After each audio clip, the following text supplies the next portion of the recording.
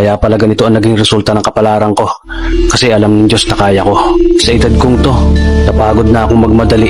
Kaya lahat ng ginagawa ko ngayon, ini-enjoy ko na lang. Siguro sa dami na rin ng aking pinagdaanan, napagtanto ko na ang buhay ay mas malawak at mas mahiwaga pa sa mga problemang dumarating sa buhay natin.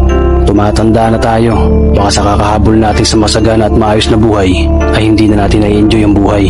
Baka nabubuhay na lang tayo dahil nape-pressure tayo sa sasabihin ng ibang tao. Marami na rin akong mga naging maling desisyon sa buhay, pero lahat yun nagsilbing aral sa akin at natuto ako sa mga pagkakamali ko. May mga taong sobra nating mamahalin at bibigyan ng halaga, pero ibabalik lang sa atin ay kabiguan at matinding trauma. Kaya wag nating liliwin ng mga taong tulad nila dahil mas payapa kapag hindi ka na interesadong malaman pa kung ano pang balita sa kanila. At wag mong idepende ang sarili mo sa kahit kanino.